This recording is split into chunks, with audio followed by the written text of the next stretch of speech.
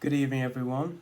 World Rocket Health is here with you from this gorgeous planet Earth, and this is the 10th Awakening Anniversary video series commemorating a whole decade of spiritual growth. This time, 10 years ago, I underwent a near-death experience, and in the midst of that NDE, I was given a second chance at life. I underwent a spiritual awakening. I awoke with the same interests as before, however, my vibration was completely different. Whereas before I was closed off and spiritually asleep and unconscious, now my third eye was fully open and I was conscious and aware of my infinite capabilities as an infinite being. So this is part 23. We have gotten through 22 parts and I'm very happy about that. Now we are down to the last 11. So it's very, very exciting indeed, because originally I was only going to go for 11 topics. However, as I started recording these videos, I realized that I had a lot of topics and a lot of things that I wanted to go over that way extended the purview of the original plan that I had for this video series. So without further ado, let's get to part 23, which is anger. Anger! Yeah. Right. Anger is obviously one of the more intense human emotions that we can experience on this planet. And for a lot of us, we feel it very acutely and very intensely, whereas some other people feel it a lot more weakly. However, all human beings, to one extent or another, has to deal with the intense and extreme emotion of anger. Anger is a beautiful emotion. It's gorgeous. I love it so much. It's amazing.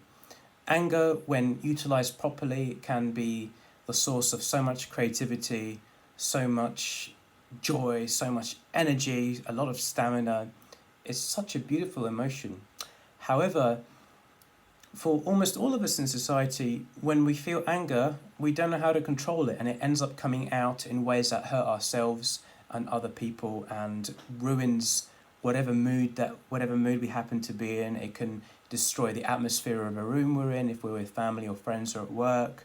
So anger unchecked can be quite harmful, not because anger is itself bad, but it's because a lot of us are so immature that we haven't done the work to learn how to handle these extreme emotions in a healthy way. We can say similar things about sexual urges. Sexual urges are obviously quite different from anger, but they do share one main similarity in that they are both very extreme surges of emotion that can be very difficult for a lot of people to utilize in a healthy and productive way, because we don't have a groundwork of emotional stability, and therefore when these feelings come up, if we haven't done a lot of work on ourselves, they can just put us into all kinds of directions outside of our conscious control. So anger is a very beautiful emotion. It's amazing. It's a source of so much creativity and energy in this world.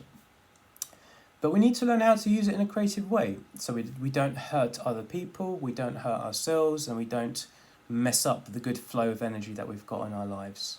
How can we do that? Well, the first way I'd like to recommend, which has helped me a lot, is learning how to do regular and productive exercise, physical exercise in particular.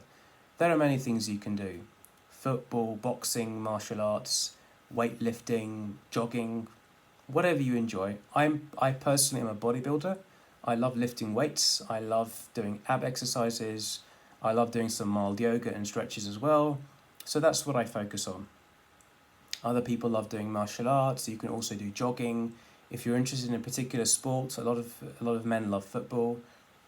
Take up football. You're never too old, or indeed too young. And incorporate physical exercise. However, physical exercise in and of itself is not enough to sublimate anger in a healthy way.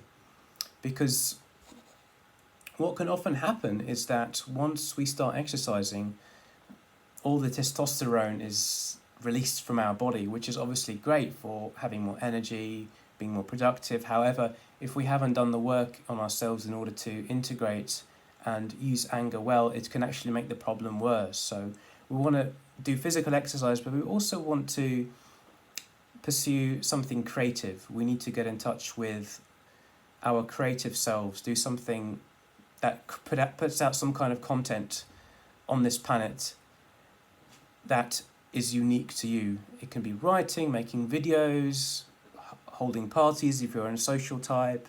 It could be drawing, it could be making music. Find a creative endeavor that you enjoy, and a lot of the energy and the stamina and the wild drives that anger generates can be put into these things in a very creative way.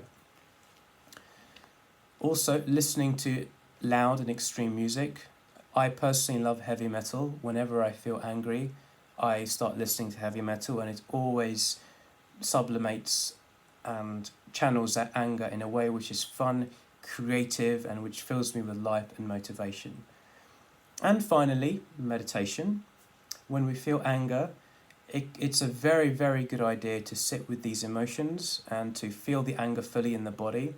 Let go of any story that you might have about why you're angry or how you're angry, and just feel the rawness of it in your body for a few moments. This can help get to know the anger in you better, and it can help follow any subtle signals that your intuition or instinct is leading you towards, that helps you use this anger in a creative way. So there you have it. That's anger for you. It's a natural and beautiful human emotion.